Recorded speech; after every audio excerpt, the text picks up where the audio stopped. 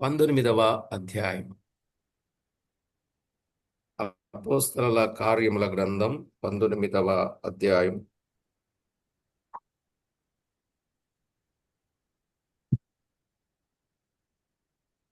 3వ వచనం నుండి. అప్పుడతడు, అలాగైతే మీరు దేనిని బట్టి బాప్తిస్మము పొందితిరని అడుగగా, వారు యోహాను బాప్తిస్మమును బట్టి అని చెప్పిరి. అందుకు పౌలు, యోహాను తన వెనుక వచ్చు అని అనగా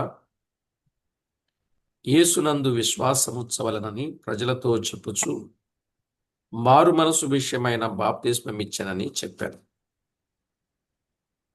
వారు ఆ మాటలు విని ప్రభువైన యేసు నామమున బాప్తిస్మము పొందిరి. తరువాత పౌలు వారి మీద చేతులుంచగా పరిశుద్ధాత్మ వారి మీదికి వచ్చారు. అప్పుడు వారు భాషలతో మాట్లాడుటకును ప్రవచించుటకును మొదలుపెట్టిరి. వారందరూ ఇంచుమించు 12 పురుషులు. చదవబడిన ఈ లేఖనం కొరకై ప్రార్థన చేసి వాక్యాన్ని ధ్యానించండి. కృపా కనికరములు గల మా దేవా, కరుణా వాత్సల్యములు గల మా ప్రియ ప్రభువా, మీ ఘననామమునకు వేలాది వందనములు, కోటాను కోట్లు స్తుతులు స్తోత్రములు చెల్లిస్తున్నాం. దేవా, మా ప్రభువా, మమ్మల్ని ఎంతో ఎక్కువగా ప్రేమించారు. మీ కృపతో జ్ఞాపకం చేసుకున్నారు. ఏ యోగ్యత లేని మమ్మను మీరు ప్రేమించి మీతో చక్కని సహవాసం చేయడానికి మమ్మను మీరు ఎన్నుకొని ఏర్పాటు చేసుకున్నందుకు స్తోత్రం. మా ప్రియ ప్రభువా, దైవ లేఖనాలలో నుండి కొన్ని అమూల్యమైన సంగతులు, ఆధ్యాత్మిక విషయాలు తేటగా మేము విని మేలు పొందగలుగునట్లు దినదినము అనుదినము పెందలకడనే మీ పాద సన్నిధిలో మమ్మను చేర్చి విలువైన విషయాలు మాకు నేర్పిస్తూ ఉన్నందుకు స్తోత్రములు. అపోస్తలుల కార్యముల గ్రంథం, ఆ గ్రంథములో పరిశుద్ధాత్ముని కార్యములు తేటగా మేము వినడానికి మీరు చూపుచున్న మీ కృపకై కృతజ్ఞతలు చెల్లిస్తూ, అల్పులం బలహీనులం దినదినము వాక్యము చేత మమ్మను బలపరచి భద్రపరుస్తున్నందుకై కృతజ్ఞతలు అర్పించొచ్చు. మా ప్రాణనాథుడు ప్రియుడైన క్రీస్తు యేసు అమూల్యమైన నామమున స్తోత్రము చెల్లించి స్తుతించి ప్రార్థించి మిక్కిలి వినయముగా బ్రతిమిలాడి వేడుచున్నాం మా పరమ తండ్రి. ఆమేన్. ప్రభునందు ప్రియులారా, మనము చదువుకున్న ఈ వచన భాగాలలో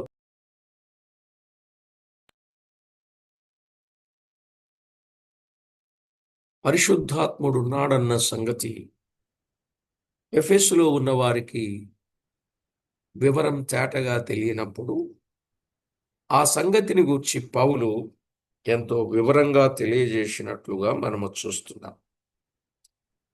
ఆ తర్వాత అతడు దేనిని బట్టి బాప్తిజం పొందారు అని అనగా, వారు యోహాను బాప్తిజమును బట్టి అని చెప్పారు.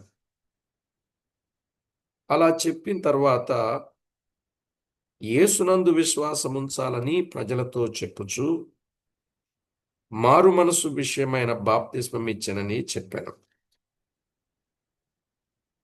ఈ మాటలు విని ప్రభు అయిన యేసు నామమున బాప్తిస్మము పొందిరి అని లేఖనాలలో మనం చదువుకున్నాం. వారు బాప్తిస్మము పొందిరి.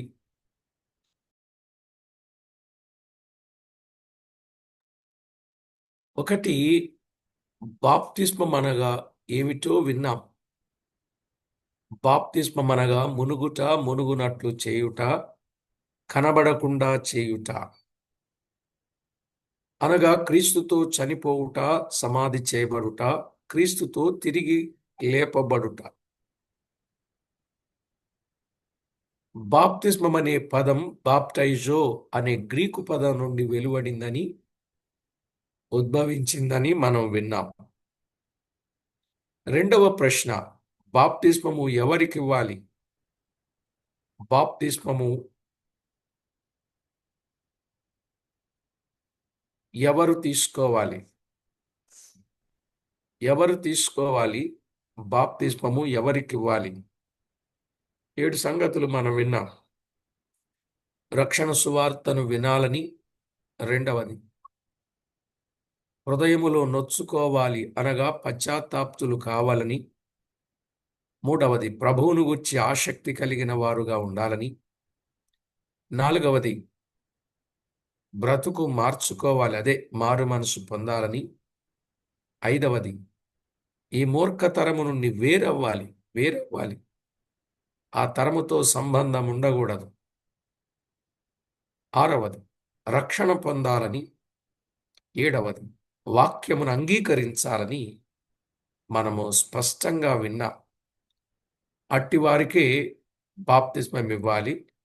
ఆది సంఘంలో అలాంటి వారికి బాప్తిస్మం ఇచ్చినప్పుడు ఇంచుమించు 3,000 మంది బాప్తిస్మము పొంది సంఘములు చేర్చబడిరి అని దైవ లేఖనంలో మనము చూస్తాం. కాబట్టి ప్రభునందు ప్రియులారా,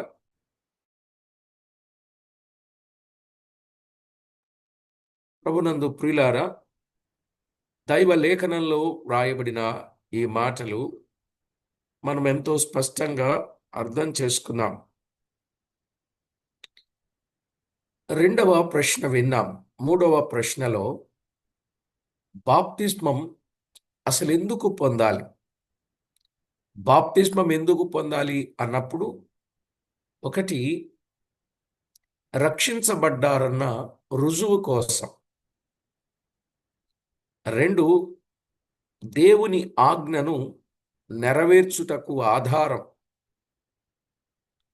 మూడవది నీతి యావత్తు నెరవేర్చుటకు హేతువు, నాలుగవది క్రీస్తును ధరించారనడానికి రుజువు, ఐదవది నిర్మలమైన మనస్సాక్షినిచ్చు ప్రత్యుత్తరం, ఆరవది నూతన జీవము గలవారుగా నడుచుకొనుట, ఏడవదిగా క్రీస్తు పునరుత్థానములో ఐక్యము గలవారమగుటకు అని చాలా వివరంగా చెప్పాను.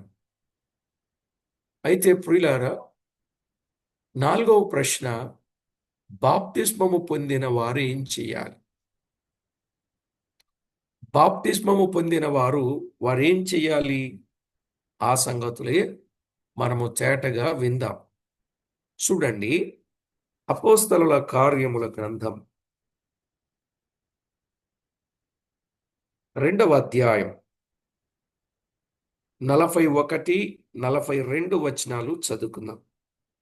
అపోస్తలుల కార్యముల గ్రంథం 41, 42. కాబట్టి అతని వాక్యము అంగీకరించిన వారు బాప్తిస్మము పొందిరి. ఆ దినమందు ఇంచుమించు 3,000 మంది చేర్చబడిరి. వీరు అనగా బాప్తిస్మము పొందినవారు అని అపోస్తలుల బోధయందును, సహవాసమందును, రొట్టె విరుచుటయందును, ప్రార్థన చేయుటయందును ఎడతెగకయుండిరి. 43వ వచనం, అప్పుడు ప్రతివానికి భయము కలిగెను. ఇక్కడ వీరు చేసిన పనులు కొన్ని కనబడుతున్నాయి. అవేమిటంటే, బాప్తిస్మము పొందిన వారు ఏం చేయాలి? ఒకటి, అపోస్తలుల బోధయందు ఎడతెగకయుండిరి అన్నాడు. అపోస్తలుల బోధ, ఆ బోధయందు ఎడతెగకయుండిరి. అపోస్తలుల బోధ ఏమిటి? యేసుక్రీస్తు ప్రభువారు ఏదైతే బోధించారో అదే బోధ. యేసు ప్రభు వెళ్ళిపోయిన తర్వాత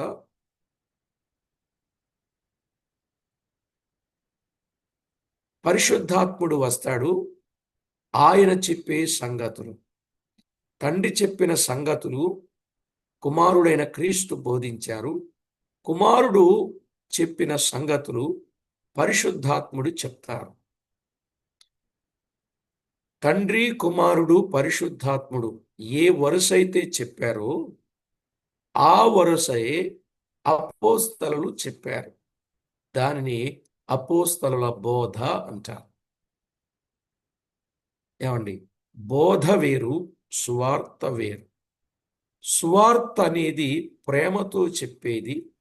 బోధ అనేది ఖండించుచు, హెచ్చరించుచు, గద్దించుచు బుద్ధి చెప్పేది బోధ. సువార్తకి బోధకి తేడా కూడా తెలియకుండా ఉన్నారు కొందరైతే. అలాగంటే వారిని విమర్శ చేశాను అనుకుంటారు. కాదు కాదు, తెలుసుకోవాలి. సువార్త అనేది ప్రేమతో చెప్పేది. బోధ అనేది సత్యముతో చెప్పేది. సత్యముతో చెప్పేది, సత్యాన్ని చెప్పేది బోధ. సత్యాన్ని చెప్పేది అంటే సువార్త ప్రేమతో చెప్పినప్పుడు విశ్వసిస్తారు. విశ్వసించినటువంటి వారికి సత్యాన్ని ఖండితంగా చెప్పాలి. వారు అవునన్నా కాదన్నా అది ఖండితంగా చెప్పాలి. ఎందుకంటే దేవుని వాక్య పద్ధతిని ప్రజలకు నేర్పించాలి. మానవుడు ఎప్పుడు కూడా తనకు అనుకూలంగా బోధించాలి అని అనుకుంటాడు. తనకు నచ్చిన విధంగా బోధించాలి అని అనుకుంటాడు. తనకు సంతోషము కలిగేటట్లు బోధించాలి అనుకుంటాడు. తనకు వీలైన వరకు ఇలా ఉంటే బాగుంటుందని అనుకుంటాడు. కానీ అది వాక్యం ఒప్పుకోదు కదా. ఒకని ఎదుట సరిగా కనబడు మార్గము కలదు, అది తుదకు మరణానికి పోతుంది కదా. కనుక ఆ మరణానికి వెళ్లకుండా సత్యాన్ని సత్యంగా చెప్పగలుగునట్లు బోధించే దానిని బోధ అంటారు. ఈ అపోస్తలుల బోధ ఒక్క ముక్కలో చెప్పాలంటే ఆయన జనన, మరణ, పునరుత్థానములను గూర్చిన సంగతి సువార్త అయితే, ఆ సువార్త విని విశ్వసించిన వారు దేవుని కొరకు ఎన్ని పరిస్థితులు ఎదురైనా దేవుని కొరకు ఎలాగున సత్యమును గూర్చిన అనుభవ జ్ఞానమును పొందాలో దానిని వివరించే సంగతి అన్నమాట. మరి ఈ అపోస్తలుల బోధ ఎక్కడున్నది? ఈరోజు మనం ఆలోచన చేస్తే ఎవరికి అనుకూలమైంది వాళ్ళు వెళ్ళిపోతున్నారు. బైబిల్ ఏం చెప్తుంది? తండ్రి ఏం చెప్పాడు? కుమారుడు ఏం చెప్పాడు? పరిశుద్ధాత్ముడు ఏం చెప్పాడు? అపోస్తలులు ఏం చెప్పారు? ఇదేమీ పట్టించుకోవడం లేదండి. తాను ఏం చెప్పాలనుకుంటున్నాడో అదే చెప్తున్నాడు. ఇప్పుడు ఏం చేస్తున్నారంటే ఈ బోధనలో ప్రజలను తమకు అనుకూలంగా మలుచుకొని తమ రాజ్యాలను కట్టుకునేటట్లు బోధ చేస్తున్నారు. ప్రజల దగ్గర నుండి స్వాహా చేసే కార్యక్రమాలు ఏవైతే ఉన్నాయో అలా స్వాహా చేసేటటువంటి పనులు వీరు మొదలుపెట్టి ఆ మాటలు చెబుతూ ఉన్నారు. లేకపోతే ఏంటండి? మీరు 100 రూపాయలు ఇస్తే 1000 రూపాయలు ఇస్తాడు దేవుడు. 1000 రూపాయలు ఇస్తే 10,000 ఇస్తాడు దేవుడు. 10,000 ఇస్తే 1,00,000 రూపాయలు ఇస్తాడు దేవుడు. 1,00,000 రూపాయలు ఇస్తే 10 లక్షలు ఇస్తాడు దేవుడు. ఇస్తాడా ఇవ్వడా అని చెప్పి ఎవరో ఒకళ్ళని చూపించి, ఇదిగో ఈమె 1,00,000 రూపాయలు ఇచ్చింది, ఈమెకు 10 లక్షలు వచ్చాయో లేదో కనుక్కోండి అని చెప్పి చెబుతున్నారు. నిజమా కాదా? అంటే ఇదంతా ఏంటి? చాలా బాధగా ఉంటుంది, చాలా వేదనగా ఉంటుంది. అయ్యో, ఇలా ఎరవేస్తున్నారే ప్రజలకు, వాస్తవాలు చెప్పరా? ఇది కాదు గదా అసలు, ఇది కాదు గదా. కలిగున్నవారు ప్రభువుకిస్తారు, ఇవ్వకుండా ఏమీ ఉండరు. వాక్యం ఎరిగిన వారు దొంగలుగా ఉండరు. దేవునిది దేవునికి ఇస్తారు, వర్ధిల్లిన కొలది ఇస్తారు, ధారాళంగా ఇస్తారు, పిసినితనము లేకుండా ఇస్తారు, కలిమి కొలది ఇస్తారు, ఉత్సాహంగా ఇస్తారు, వర్ధిల్లిన కొలది ఇస్తారు. కానీ ఈ విధమైన ధోరణి కరెక్ట్ అయినటువంటి పని కాదు.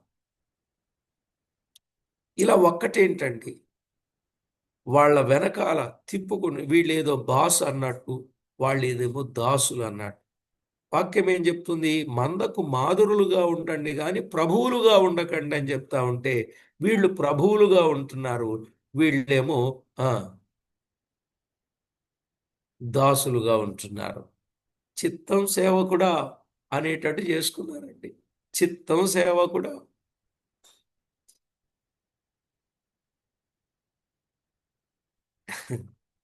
కొన్ని విషయాలు చాలా బాధగా ఉంటాయి.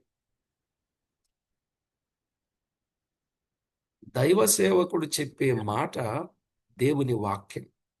ఆ వాక్యాన్ని వారు ప్రేమించేటట్టు చెప్పాలి. ఆ వాక్యాన్ని వారు గౌరవించేటట్టు చెప్పాలి. ఆ వాక్యానికి వారు విధేయులయ్యేటట్టు చెప్పాలి. ఆ వాక్యానికి వారు లోబడేటట్టు చెప్పాలి.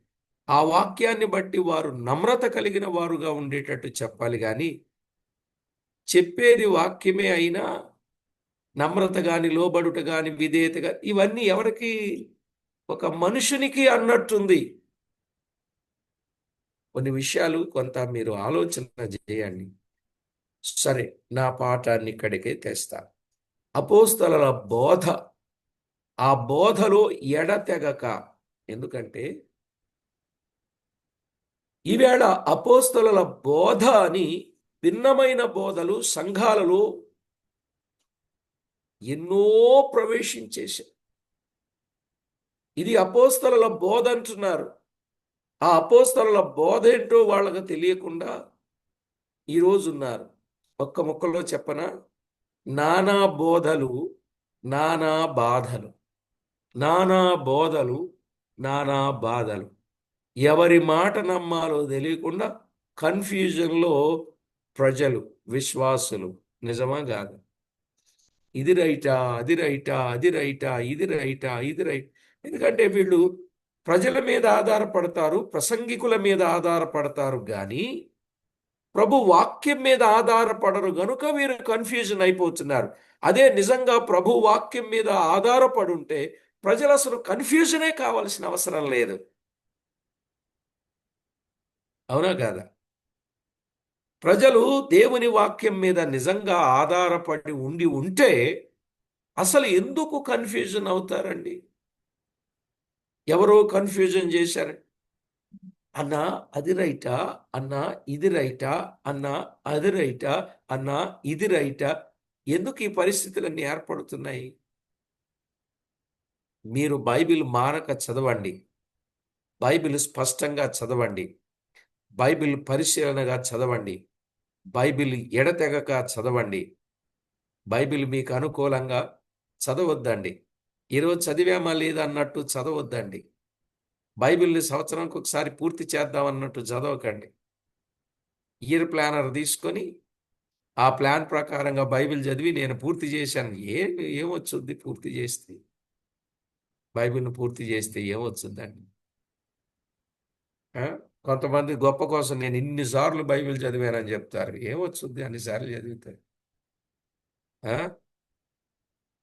నువ్వు ఎన్నిసార్లు చదివినా అందులోది నీకు అర్థం కాకపోతే ఏం సుఖం చెప్పండి? నేనైతే ఎన్నిసార్లు చదివానో నాకు గుర్తులేదు. నేను ఇన్నిసార్లు చదివానని చెప్పలేను నేను అసలు బైబిల్. నిజం చెప్తా. నేను ఇన్నిసార్లు మీరు అడగొచ్చు, మీకు డౌట్ వచ్చి అన్న ఇలా చెప్తున్నారు కాబట్టి అసలు ఎన్నిసార్లు చదువుంటాడు ఈయన బైబిల్ అని. నాకు గుర్తులేదు, నేను ఎన్నిసార్లు చదివానో గుర్తులేదండి.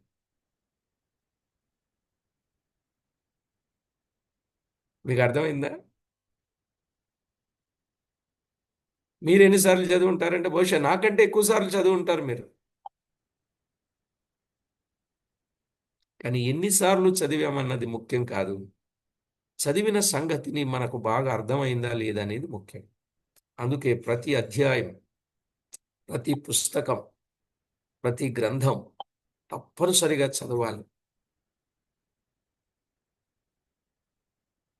ప్రతి పత్రిక 21 పత్రికలు పాలైన్ ఎపిజల్స్ అంటే పౌలు రాసిన పత్రికలు 13+1 14 పత్రికలు, సర్వసాధారణ పత్రికలు 7 పత్రికలు. దాదాపుగా ఈ పత్రికలన్నీ కంఠస్థం వస్తే బాగుంటుంది. కంఠస్థం వస్తే బాగుంటుంది ఏమండి? ఈ పత్రికలన్నీ కంఠస్థం వస్తే బాగుంటుంది. ఎందుకంటే ఈవేళ అపోస్తలుల బోధంతా దేని మీద ఆధారపడిందంటే పత్రికల మీద ఆధారపడింది. అందుకే పత్రికలు బాగా చదవండి, బాగా చదవండి, బాగా చదవండి, బాగా చదవండి, స్పష్టంగా చదవండి, పరిశీలనగా చదవండి. అర్థమైందండి? పత్రికలు ఎక్కడేముందో కూడా చెప్పేయండి. అపోస్తలుల బోధ యందు ఎడతెగక ఉండాలి. బాప్తిస్మము పొందిన వారు బోధ యందు ఎడతెగక ఉండాలి.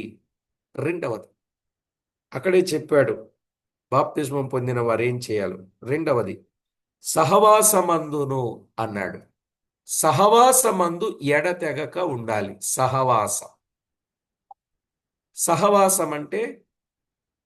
సహవాసం అంటే జాగ్రత్తగా గమనించండి. సంఘ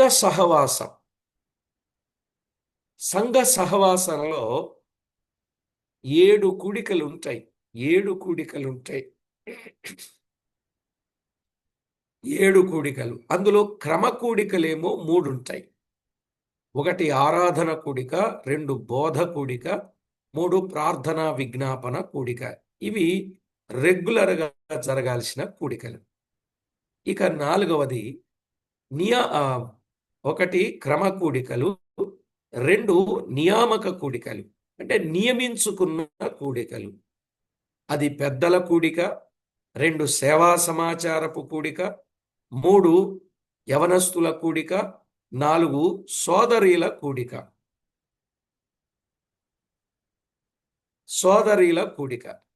ఈ 4 కూడికలు, అవి 3, ఇవి 7, మొత్తానికి ఎన్ని? అవి 3, 4, 7 కూడికలు.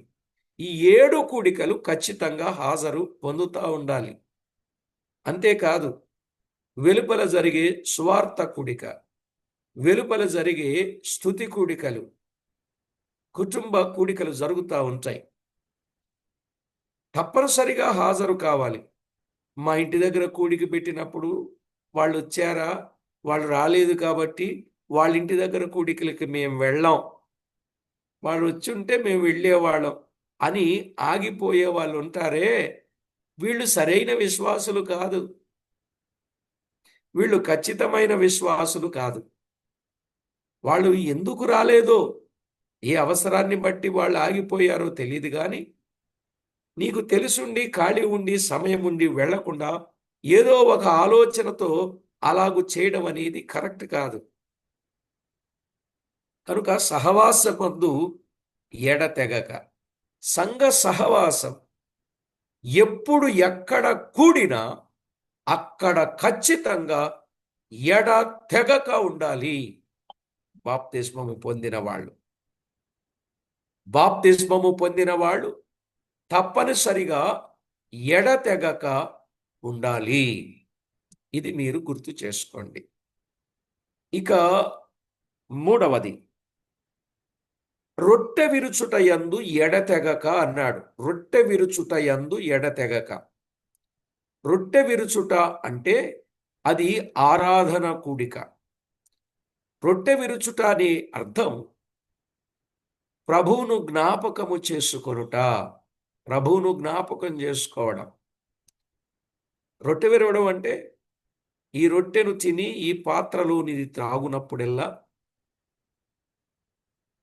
నన్ను జ్ఞాపకము చేసుకొనుటకే దీనిని చేయుడి అన్నాడు. అవునా కాదండి? నన్ను జ్ఞాపకము చేసుకొనుటకే దీనిని చేయుడి అంటే ఆయన్ని మనం జ్ఞాపకం చేసుకోవాలి. ఏమైనా ఉపయోగం ఉందంటే ఎందుకు లేదు? ఆయన అన్నాడు, నా శరీరము తిని నా రక్తము త్రాగువాడు నిత్య జీవము గలవాడు, అంత్యదినమున నేను వానిని లేపుదును అని చెప్పాడు. అవునండి. కాబట్టి ప్రతి ఒక్కరూ కూడా ఆయనను జ్ఞాపకం చేసుకోవాలి. రొట్టె విరిచే కూడిక.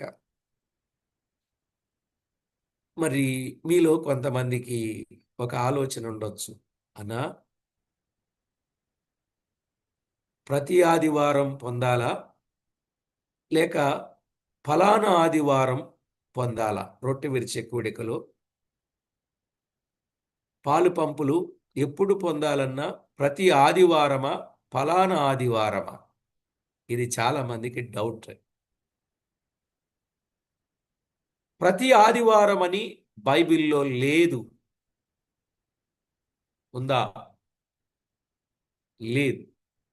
ప్రతి ఆదివారం అని బైబిల్లో లేదు. మరి ఫలానా ఆదివారం అని ఉందా? First week, second week, third week, fourth week, last week, fifth week అని ఏమైనా ఉందా? ప్రతి ఆదివారం అని బైబిల్లో లేదు. ఫలానా ఆదివారం అని బైబిల్లో లేదు. కానీ బైబిల్లో ఏముందంటే ఆదివారమున అన్నాడు. ఆదివారం ఎప్పుడొస్తే అప్పుడు రొట్టె విరవాల్సిందే. ఆదివారం ఎప్పుడొస్తే అప్పుడు రొట్టె విరవాల్సిందే. జాగ్రత్త అండి. మరి ఆదివారం వచ్చినప్పుడల్లా రొట్టె విరుస్తున్నారంటే దాన్నే ప్రతి ఆదివారం అన్నారు. కానీ ఫలానా ఆదివారం అని లేదు.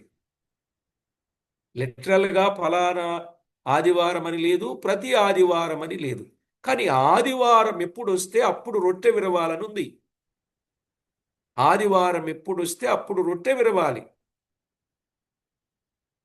కనుక ఆదివారం ఎప్పుడు వచ్చినా రొట్టె విరుస్తారు కనుక ప్రతి ఆదివారమున అన్నారు. అంతే. ప్రతి ఆదివారం రొట్టె విరిచే కూడిక ఉండాలి. ఎందుకంటే నీతిమంతుని జ్ఞాపకము చేసుకొనుట ఆశీర్వాదకరం అన్నాడు. ఎవరిని జ్ఞాపకం చేసుకోవడం? నీతిమంతుని జ్ఞాపకము చేసుకొనుట. కనుక ఆదివారం వచ్చిందంటే ఆయన్ని జ్ఞాపకం చేసుకోవాలి.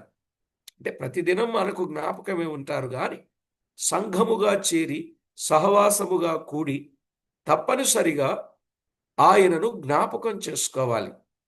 ఇక్కడ ఒక మాట మీకు చెప్తా వినండి.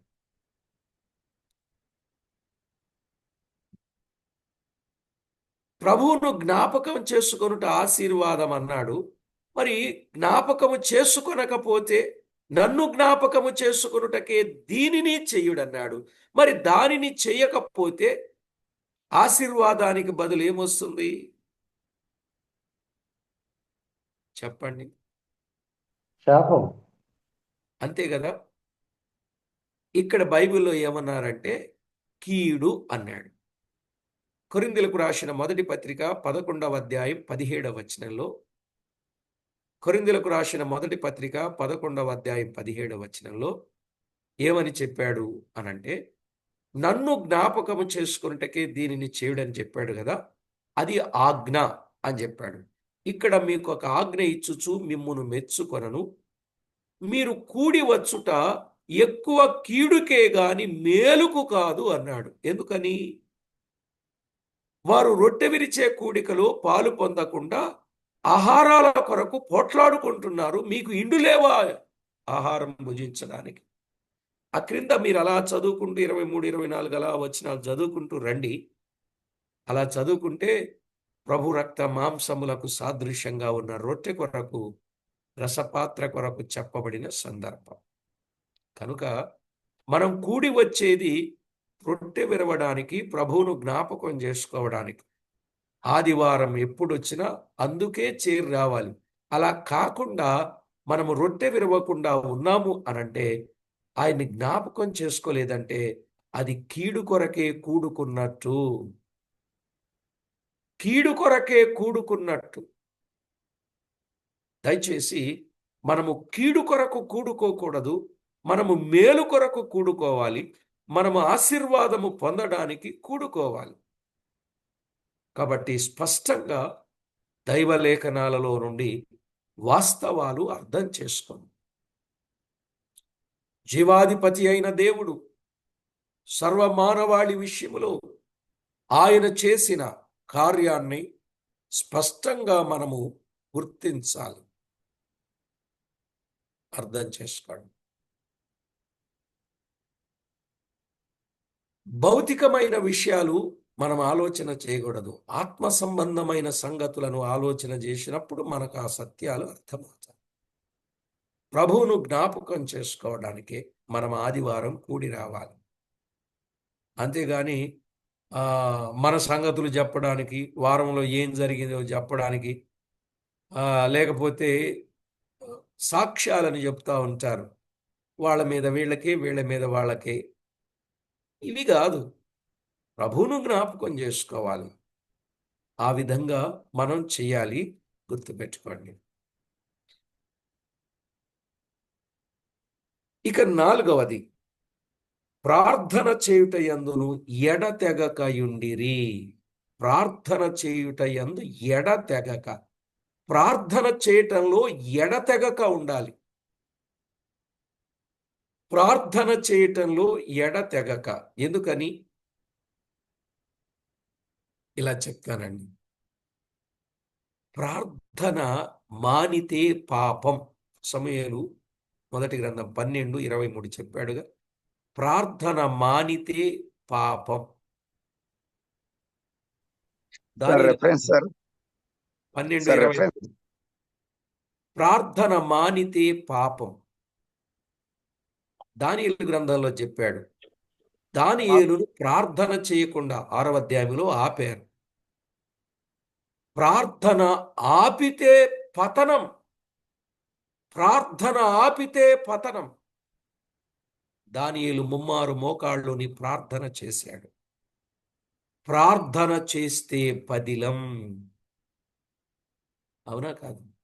ప్రార్థన ఆపితే పాపం. ప్రార్థన మానితే పాపం. ప్రార్థన ఆపితే పతనం.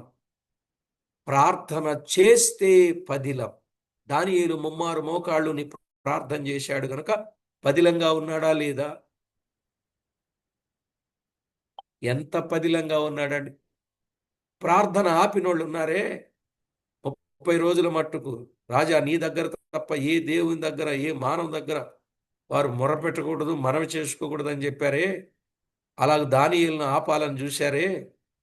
ఆ రాజుగారు తర్వాత తెలుసుకుని వాళ్ళని తీసుకెళ్లి సింహాల గుహలో వేయమన్నప్పుడు ఎముకలతో సహా పొడి చేశారని వ్రాయబడింది. అవునా కదా? ఎముకలతో సహా పొడైపోయారు. కారణం ఏంటి? ప్రార్థన ఆపకూడదండి ఎప్పుడు కూడా. ప్రార్థన మానితే పాపం, ప్రార్థన ఆపితే పతనం, ప్రార్థన చేస్తే పదిలం. అందుకే ప్రార్థనా కూడికి ఎప్పుడు మానకూడదు, ఎడతెగక రావాలి. 4 చెప్పాను ఇక్కడ. 1 బోధయందు ఎడతెగక, 2 సహవాసమందు ఎడతెగక, 3 రొట్టె విరుచుటయందు ఎడతెగక, 4 ప్రార్థన చేయుటయందు ఎడతెగక రావాలి. 5వది చెప్తున్నా. అపోస్తలుల కార్యముల గ్రంథం 1వ అధ్యాయం 14వ వచనం. 1వ అధ్యాయం 14వ వచనం. వీరందరును, వీరితో కూడా కొందరు స్త్రీలను, యేసు తల్లి అయిన మరియయు ఆయన సహోదరులను ఏక మనస్సుతో ఎడతెగక ప్రార్థన చేయుచుండిరి. ఏక మనస్సుతో ఎడతెగక ప్రార్థన చేయుచుండిరి. ఏ మనస్సుతో? ఏక మనస్సుతో. అంటే ఏక మనస్సు కలిగి ఉండాలి. ఎడతెగక ఏక మనస్సు విషయములో ఎడతెగక. సంఘంలో ఉన్నవారు ఇక్కడ చూడండి, కొందరు స్త్రీలు ఉన్నారు, యేసు తల్లి అయిన మరియ ఉన్నది, ఆయన సహోదరులు ఉన్నారు. అంటే అక్కడున్నటువంటి వారందరిలో ఏక మనస్సు ఉన్నది. కనుక మందిరానికి వచ్చే వారందరిలో కూడా ఏ మనసు ఉండాలి? ఏక మనసు ఉండాలి. ఇప్పుడు మీరు చెప్పండి, మన మందిరాలకు వచ్చే వాళ్ళందరికీ ఏక మనసు ఉంటుందా? ఏక మనసు లేకుండా తెగావా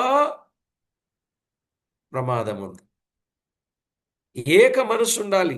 అందరూ ఒకే మనసు కలిగి ఉండాలి. ఒక్కడే దేవుడు, ఒక్కడే ఆత్మ, ఒక్కటే విశ్వాసం, ఒక్కటే బాప్తిస్మం, ఒక్కటే నిరీక్షణ, ఒక్కటే మనసు అందరూ కలిగి ఉండాలి. ఏక మనసులో ఎడతెగక, ఏక మనసులో ఎడతెగక ఉండాలి. సహోదరులు, సహోదరులు, సంఘానికి సంబంధించిన వారు అందరిలో ఒకే మనసు ఉంటే అది ఎంతో ప్రయోజనం. ఆ విషయంలో ఎడతెగక ఉండాలి. ఎక్కడ తెగిపోతున్నావో ఆలోచన చేసుకో. తెగిపోతా ఉంటే అయ్యయ్యో, తెగిపోతే ప్రమాదమే కదా. తెగిపోయిన గాలిపటం ఎక్కడ కలుసుద్దో, ఎక్కడ పడుద్దో, ఎక్కడ ఎగురుద్దో, ఎక్కడ దిగుద్దో, ఎక్కడ చిక్కుద్దో ఎవరికైనా తెలుసా? అందుకే తెగక తెగక తెగక, బోధయందు ఎడతెగక, సహవాసమందు ఎడతెగక, రొట్టె విరుచుట యందు ఎడతెగక, ప్రార్థన చేయుట యందు ఎడతెగక, ఏక మనసునందు ఎడతెగక. బాప్తిస్మం పొందిన వారు చేయాల్సిన పనులు 6వ మాట చెప్తాను. అపోస్తల కార్యాలు 6వ అధ్యాయం 4వ వచనం. అపోస్తల కార్యాలు 6వ అధ్యాయం 4వ వచనం. అయితే మేము ప్రార్థన యందును వాక్య పరిచర్య యందును ఎడతెగక యుందుమని చెప్పిరి.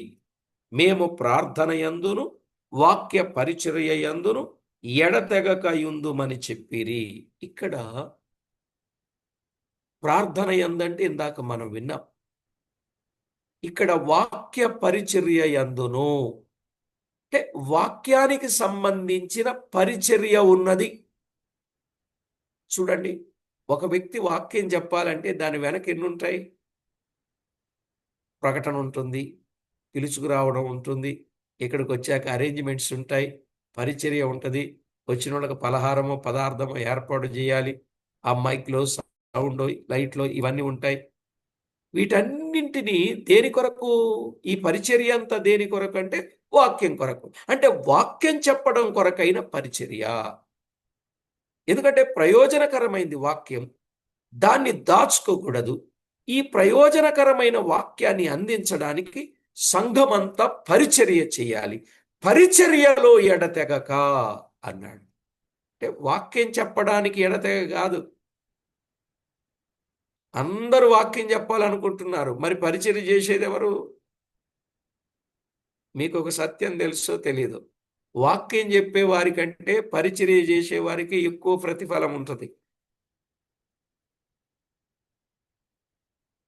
ఈ వాక్యం చెప్పాలనుకున్న వాళ్ళు ఎంతసేపు తమను తాము కనపరుచుకోవాలి, కనపడాలని ఆలోచన వాళ్ళకి ఉండొచ్చు. అలాంటి ధోరణి ఉన్నప్పుడు అది మంచిది కాదు కదా. ఇప్పుడంతా కూడా అదే బాణిలో వెళ్తున్నారు. మేం కనపడాలి, మేం కనపడాలి, మేం కనపడాలి. మనం కనపడకూడదండి, మన ప్రభువును కనపరచాలి. మన ప్రభువును కనపరచాలి. మనం ఎవరమండి కనపడటానికి? మన ప్రభువును కనపరచాలి. ప్రభువును కనపరిచేటట్లుగా మన జీవితాలు ఉండాలి. ప్రభువు కనపరచబడాలి. కనుక పరిచర్య యందు ఎడతెగక. ఈరోజు చాలా స్థలాల్లో ప్రభు పని ఆగింది. ఎందుకో తెలుసా? పరిచర్య చేసేవాళ్ళు లేరు, అందరూ సుఖభోగులే. యేసు ప్రభువుని చూడండి, ఆయన ఎందుకు వచ్చాడు? పరిచారము చేయడానికి వచ్చాడా? పరిచర్య చేయించుకోవడానికి వచ్చాడా? పరిచారము చేయుటకును ఉపచారము చేయుటకును అనేకులకు ప్రతిగా విమోచన క్రయధనముగా తన రక్తమునిచ్చుటకు వచ్చెను అని అంటాడు. ఆయన పరిచర్య చేయడానికి వచ్చాడండి. ఆ పరిచర్యలో తన ప్రాణాన్ని పణంగా పెట్టడానికి వచ్చాడు. కనుక మనం కూడా పరిచర్య యందు ఎడతెగక ఉండాలి. సంఘమంతా పరిచర్య చేయాలి. ఎవరో చేస్తారులే, నాకెందుకులే అని వెళ్ళిపోకూడదు. అలా వెళ్ళిపోయిన వాళ్ళు సంఘం ఎట్లా అవుతారు? వాళ్ళు నిజంగా బాప్తిజం పొంది వాక్య ప్రకారంలో ఉన్నారా? అలా పరిచర్య చేయకపోతే వాళ్ళు దేనికి పనికొస్తారు? కొంతమంది ఎప్పుడో ఒక్కసారి మాత్రమే చేస్తారు, ఇంకెప్పుడు చేయరు. మీరు చూస్తూ ఉంటారు, చేసినోళ్ళే చేస్తూ ఉంటారు, చేయనోళ్ళు అస్సలు చేయకుండా పోతానే ఉంటారు. నిజమా కాదు? వాళ్ళు చేస్తున్నారు అంటే వాక్య పద్ధతిని అవలంబిస్తున్నారని. వీళ్ళు చేయకుండా పారిపోతున్నారంటే వీళ్ళు వాక్యాన్ని నిర్లక్ష్యం చేశారని అర్థం. ఇక మనం తేటగా నువ్వు చేయి, నువ్వు చేయి, నువ్వు చేయి అని చెప్పక్కర్లా. రక్షించబడిన ప్రతి వ్యక్తి ఈవేళ రక్షించబడని వాళ్ళ చేత పరిచర్య చేయించాల్సిన పరిస్థితులు ఏర్పడుతున్నాయి. చాలా తప్పది. దైవ కార్యము విషయములో ఎవరు చేయాలి పరిచర్య? ఎవరు పడితే వాళ్ళు చేయడానికి లేదు. అసలు పరిచర్య దొరకడమే గొప్ప భాగ్యం. కొన్ని పరిచర్య గృహాలు ఉండాలి. సేవకులను చేర్చుకునే మనసు. అకుల ప్రిస్కిల్లాలా, గాయులా, గాయు యావత్ సంఘమునకు ఆతిథ్యం ఇచ్చేవాడు. అలా ఉండాలి గాని దియోత్రెఫేల్ లాగా ఉండకూడదండి. దియోత్రెఫేల్ ఎలాంటి వాడు? అతడు తనను తాను కనపరుచుకోవాలనే మనసు, చేర్చుకునే మనసు గల వారిని కూడా చేర్చుకొనకుండా చేసే మనసు కలిగిన వాడు ఎవరు? ఈ ఈ దియోత్రెఫే అనేటటువంటి వ్యక్తి. యోహాను రాసిన 3వ పత్రికలో కనపడతాడు. 3వ పత్రిక 10వ వచనం. వాడు మమ్మును గూర్చి, 9వ వచనం నుండి చదువుదాం. నేను సంఘమునకు ఒక సంగతి వ్రాసి తిని, అయితే వారిలో ప్రధానత్వము కోరుచున్న దియోత్రెఫే మమ్మను అంగీకరించట్లేదు. వాడు మమ్మను గురించి చెడ్డ మాటలు వదరుచు అది చాలనట్టుగా సహోదరులను తానే చేర్చుకొనగా వారిని చేర్చుకొన మనసు గల వారిని కూడా ఆటంకపరచుచు సంఘములో నుండి వారిని వెలివేయుచున్నాడు. చూశారా ఈ దియోత్రెఫే? బహుశా ఎప్పుడు వినలేదేమీ ఈయన పేరు. ఈ దియోత్రెఫే ఒకటి ప్రధానత్వం కోరుకుంటున్నాడు, 2 దేవుని పిల్లల గురించి చెడ్డ మాటలు వదులుచున్నాడు, 3 సహోదరులను చేర్చుకోకుండా ఉంటున్నాడు, 4 చేర్చుకున్న వారిని కూడా ఆ మనసు గల వారిని ఆటంకం చేస్తున్నాడు. ఇలాంటి పనులు చేస్తున్నాడు. కనుక దయచేసి ప్రభునందు ప్రియులారా, దైవ లేఖనంలో మనం పరిచర్య చేయాలి. పరిచర్యలో ఎడతెగక ఉండాలి. ఇది బాప్తిస్మము పొందిన వారు చేయాల్సినటువంటి పని, పరిచర్య. 6 విన్నాం. 7వది విందాం. లూకా వ్రాసిన సువార్త ఆఖరు అధ్యాయం, ఆఖరు వచనం. లూకా సువార్త ఆఖరు అధ్యాయం, ఆఖరు వచనాన్ని చదువుకుందాం. 24వ అధ్యాయం 53వ వచనం. ఎడతెగక దేవాలయములో ఉండి దేవుని స్తోత్రము చేయుచుండిరి. ఎడతెగక దేవాలయములో ఉండి దేవుని స్తోత్రము చేయుచుండిరి అన్నాడు. ఎడతెగక దేవాలయములో ఉండి వారు ఏం చేస్తున్నారు? దేవుని స్తోత్రము చేయుచుండిరి. దేవుని స్తోత్రము చేయి. ఎడతెగక ఎక్కడుండాలి? దేవాలయములో ఉండి దేవుణ్ణి స్తుతిస్తూ ఉండాలి. అంటే సంఘములో స్థిరులుగా ఉండాలి. ఇక్కడ కాదని అక్కడ, అక్కడ కాదని ఇక్కడ, ఇక్కడ కాదని అక్కడ, అలాగ తిరిగి గాలికి తిరిగినట్టు తిరగకూడదు. ఒక స్థానిక సంఘములో, ఒక దేవుని మందిరంలో స్థిరంగా ఉండాలి. తెగక స్థిరంగా ఉండాలి, తెగిపోకూడదు. ఎక్కడ పుట్టావో అక్కడే పెరగాలి ప్రభు రాక వరకు. ఎడతెగక తెగిపోకూడదు. ఒకవేళ అక్కడున్నటువంటి వారి సాక్ష్యం సరిగా లేదా, పరిస్థితులు ఇబ్బందిగా ఉన్నాయా, దానికి మళ్ళా ఏం చేయాలో లేఖనాలు స్పష్టంగా ఉన్నాయి.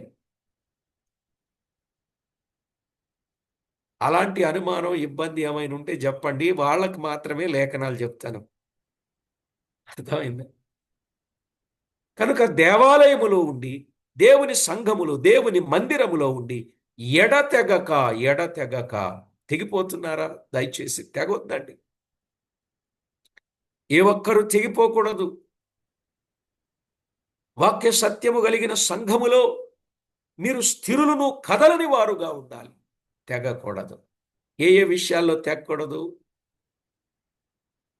7 విషయాలు. 1, బోధయందు ఎడతెగక. 2, సహవాసమందు ఎడతెగక. 3, రొట్టె విరుచుటయందు ఎడతెగక.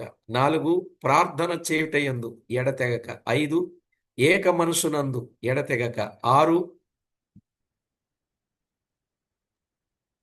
వాక్య పరిచర్య అనండి చాలు, పరిచర్య యందు ఎడతెగక. 7, దేవుని సంఘమునందు ఎడతెగక. ఎవరండి ఈ పనులు చేయాల్సింది? బాప్తిస్మము పొందిన వారు. ఈ 7 విషయాలు ఎప్పుడైతే చేస్తా ఉంటామో అప్పుడు ప్రతివానికి, అక్కడ 4 చెప్పాడు, అప్పుడు ప్రతివానికి భయము కలిగింది. సంఘం అంటే ఇది. సంఘం అంటే ఇది. ఇలాంటి సంఘంగా మనము తయారు చేయాలి. ఇలాగున ప్రతి వ్యక్తిని క్రీస్తునందు సంపూర్ణునిగా చేయాలి. రేపు దేవుని ఎదుట నిలువబెట్టాలి. ఇదండి వరుస. మరి ఈ విధంగా ఎక్కడున్నాయి సంఘాలు? ఎక్కడుంది సేవ? ఎక్కడుందండి? ఎక్కడ? చాలా బాధ కలుగుతుంది. కొన్నిసార్లు మన దగ్గరకు వచ్చేవారు కూడా అలాంటి పరిస్థితులే. ఎందుకంటే బయట ఉన్న వాతావరణ పరిస్థితులు చూస్తున్నారు. వాళ్ళు ఎగిరెగిరి ఎగేసుకొని పోవడానికి చూస్తున్నారు. వాక్యానికి లోబట్టం లేదు, క్రమానికి లోబట్టం లేదు. కానీ మనం మాత్రం ఈ వరుసలో పని చేస్తూ ఉండాలి. ప్రభువే కార్యాన్ని స్థిరపరుస్తాడు. ప్రభువే సంఘాన్ని కడతాడు, వృద్ధి చేస్తాడు. ఎడతెగక. తెగిపోయామా ప్రమాదం. ఎలాగో చెప్తా వినండి, అంటే అర్థం కావడానికి చెప్తున్నా. ఒక వ్యక్తి పరలోకానికి తాడేసాడు అనుకుందాం. తాడు ఎక్కి వెళ్ళిపోగలడు పరలోకానికి. ఇప్పుడు ఇందులో ఏదో ఒక కూడిక, 7 ఏదో ఒకటి మానేశాడు, తెగిపోయింది తాడు. మళ్ళీ వచ్చాడు, ముడేశాడు. మానేయటం, తెగిపోవడం, రావటం, ముడేయటం, మానేయటం, తెగిపోవడం, రావటం, ముడేయటం, మానేయటం, తెగిపోవడం, రావటం, ముడేయటం, తెగడం, ముడేయటం, తెగడం, ముడేయటం, రావడం, మానేయటం, రావడం, మానేయటం, మానేయటం, రావడం, రావడం, మానేయటం, తెగడం, మానేయటం, తెగడం, ముడేయటం. ఇప్పుడు తాడు కురసవుద్దా, పొడుగవుద్దా?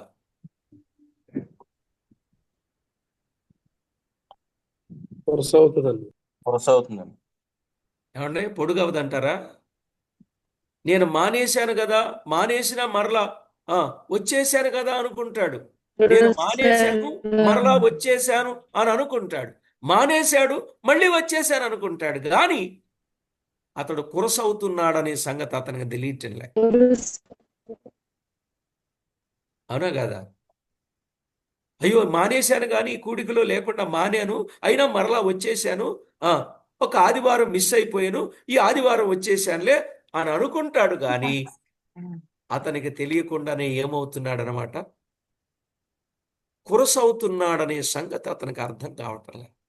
అందుకే బాప్తిస్మము పొందిన దగ్గర నుండి ఈ విషయాలు, అసలు రక్షించబడిన దగ్గర నుండి